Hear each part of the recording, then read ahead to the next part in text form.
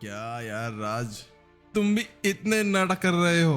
केवल एक palm technique ही तो है, उसको मेरे को सिखा दो। यार तुम तो बड़े नौटंकी बाज हो। अगर ऐसी ही बात है तो चलो ठीक है।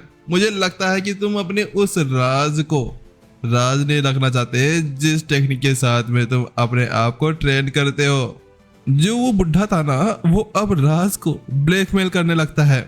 वो उसके उसी टेक्निक के बारे में बात कर रहा है जिसके साथ में राज का वो पुर्जा पुर्जा नहीं रहा, अब वो तो अलग ही चेंज हो गया है। तो उसकी बात सुनने के साथ में विपिन चुप हो जाता है।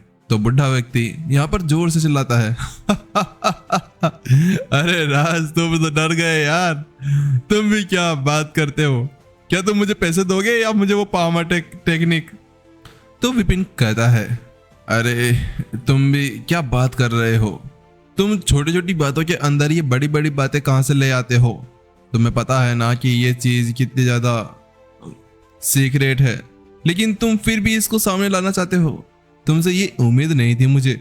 चलो ठीक है, मैं तुम्हें यहाँ पर इस पाम अटैक टेक्निक को सिखाने के लिए मना नहीं कर रहा हूँ, लेकिन मुझे पता नहीं है कि तुम यहाँ पर इसको सीख पाओगे या नहीं सीख पाओगे। मुझे इससे कोई समस्या नहीं है, मैं तुम्हें ये इजीली दे दूंगा। मुझे तो बस चिंता इस बात की है कि अगर मैं तुम्हें ये सिखा नहीं पाता हूँ तो उसके बाद में तुम तो मुझे ही गालियां बकोगे कि भाई ये तुम्हारी गलती है, ये तुम्हारी गलती है। अरे भाई, इसमें मेरी गलती क्या है ये बता दो ना।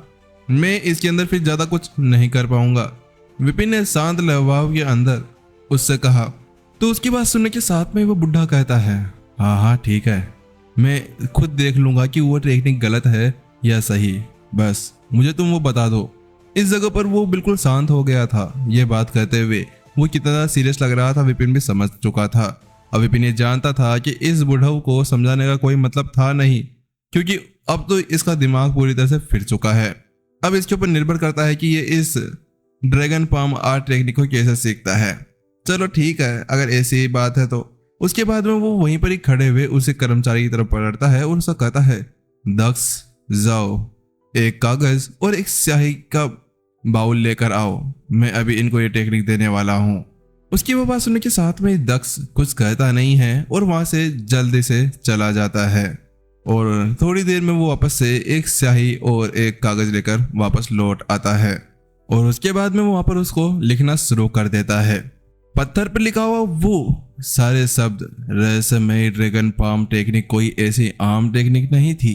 वो एक ऐसी टेक्निक थी जिसको यहाँ पर एक स्वर्ग के भाग्य लोक द्वारा लॉक किया गया था। हाँ, माना कि विपिन ने उसके ऊपर से उस लॉक को हटा दिया था, लेकिन फिर भी उसके ऊपर जो वो जानकारी लिखी गई थी वो इतनी ज़्यादा सुदूर और इतनी ज़्यादा कॉन्फिडेंशियल थी, इसकी वजह से शायद कोई ही इसको सीख पाए। लेकिन विपिन को इससे क्या? विपिन को तो बस उस टेक्निक को उसको देना था। इसी वजह जल्दी से वो उसके ऊपर उस सारी टेक्निक को लिख देता है और आगे की तरफ बढ़ा देता है। अगर आप लोग भूल गए हैं तो मैं आप लोगों को ये बता देता हूँ कि ये वही टेक्निक है जिस टेक्निक को विपिन ने यहाँ पर व्हाइट रॉक सिटी एकेडमी के अंदर से निकाला था। ये वही मिशन था जिसके अंदर से उसको वो टेक्निक मिली थी। वहीं बुढ़ा भी अपना साथ आगे बढ़ाता है और उसके साथ में ही वो जल्दी से उस टेक्निक को अपने हाथ के अंदर पकड़ लेता है। उसके बाद में वो बुढ़ा उस सामग्री को देखता है जो उसके ऊपर लिखी हुई थी और उसके बाद में कहता है, ठीक है, अच्छी है। उसके बाद में वो कहता है, चलो ठीक है राज, इस बार तो हमारा सारा काला चित्ता यहाँ पर कंप्लीट हो चुका है। हम बराबरी के ऊपर हैं। अब हमारे पास में कोई लेन देन का कार्यक्रम नहीं बचा है, तो तुम फ्री हो। इतना कहने के साथ में अब वो बुढ़ा वहां से पीछे मुड़ता है और वहां से जल्दी से चला जाता है। उसके जाते ही जब जो विपिन था उसने आखिरकार अब राहत की सांस ली, क्योंकि उसके सर के ऊपर से इतना बड़ा बोझ जो उड़ गया था। उसे पता नहीं था कि डेस्टिनी हॉल के अंदर घुसते ही उसके सामने इस तरह की कोई मुसीबत आकर खड़ी हो सकती है, क्योंकि सामने वाले बंदे ने उससे केवल एक रखेल मांगी थी। इसका मतलब यह था कि इन दोनों के बीच में कोई गहरी दोस्ती थी या कोई गहरा संबंध, जिसकी वजह से विपिन जानता था कि अगर हल्की सी भी चूक वो इधर उधर कर देता तो उसके बाद में तो यहाँ पर उसका काला चिट्टा पूरी तरह से खत्म हो जाने वाला था। उसका जो रायता था उसको पी जाने वाला कोई और निकलने वाला था।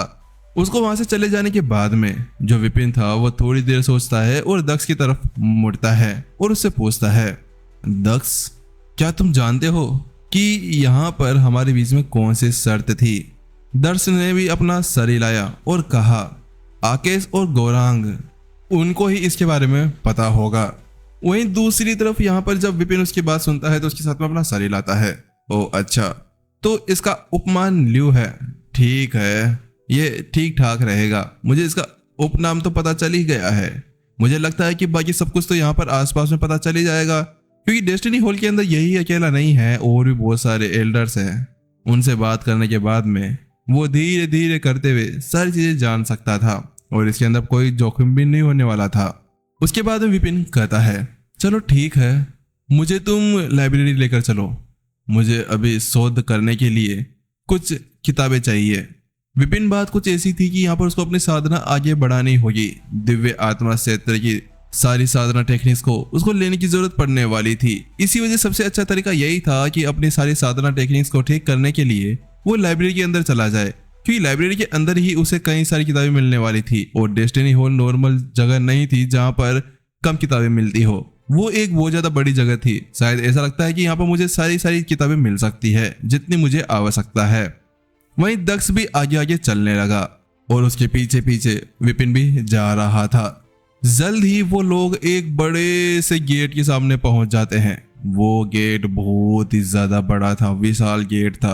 वो गेट यहाँ पर लग रहा था जैसे कि सोने के साथ में बनाया गया हो। आसपास में कई सारी चीजें लगाई गई थी, और उसके बाहर एक लॉक भी था। ऐसा लग रहा था जैसे किसी ने सील टाइट इसको किया हो। वहां जाने के साथ में वो वहीं पर ही रुक जाता है, और उसके साथ में ही दक्ष झुकते हुए कहता है, मुझे माफ करिएगा एल्डर राज, लेकिन मैं आगे नहीं जा सकता हूँ। बात कुछ ऐसी कि मैं एक भाग्य रख सकूं, इसी वजह से मैं इसके अंदर नहीं जा सकता। तो विपिन भी केवल अपना सर हिला देता है, और उसके आत्मा कहा, ठीक है तुम जा सकते हो। इसके बाद में जो विपिन था वो अंदर की तरफ चला जाता है। हालांकि जैसे ही वो अंदर जाता है कि उसके साथ में वहां पर अचानक से उसके ऊपर कई ज्यादा टन का दबाव महसूस होने लगता है। ये दबाव बिल्कुल वैसा ही था जैसे कि यहाँ पर अकेडमी के अंदर एक फॉर्मेशन लगाई गई थी, वैसा ही कुछ। तो वहीं दूसरी तरफ विपिन भी जल्दी से अपने पास में से राज के साथ में जो लिया हुआ टोकन था उसको वो बाहर निकाल लेता है, और जैसे वो टोकन को बाहर निकालता है कि उसके ऊपर से वो सारा दबाव खत्म हो जाता है, और उसके साथ में विपिन एक राहत की सांस लेता है। चलो ये तो अच्छी बात है कि वास्तव में यहाँ पर ये टोकन काम कर रहा है। उसके बाद में विपिन अब आगे की तरफ बढ़ने लगता है। हालांकि वो आगे बढ़ ही रहा था कि एक आवाज सुनाई देती है, नमस्कार राज, क्या हाल है? उस आवाज को सुनने के साथ में विपिन एक तरफ देखने लगता है, तो वो पाता है कि वहां लाइब्रेरी के बीच में एक टेबल रखी गई थी। वो टेबल काउंटर जैसी लग रही थी, वहां वो गोल सी टेबल थी। उसके बीच में एक बुढ़ा सा बैठा हुआ था जिसके आंख पर एक आंख वाला चश्मा लगा हुआ था। मुझे नहीं पता उसको क्या बोलते हैं, लेकिन वो लगा हुआ था। वो राज की तरफ देख रहा था। तो वहीं उसकी बात सुनने के साथ में विपिन अपना केवल सर हिला देता है। विपिन समझ चुका था कि ये कोई और नहीं, ये यहाँ पर लाइब्रेरी को संभालने वाला एक एल्डर था। विपिन ने देखा कि वो एल्डर भी एक आत्मा लेवल का रक्षक था। उसका चरण स्टेज 1 के ऊपर होना चाहिए। विपिन अपने मन ही मन में सोचता है और आगे की तरफ चला जाता है।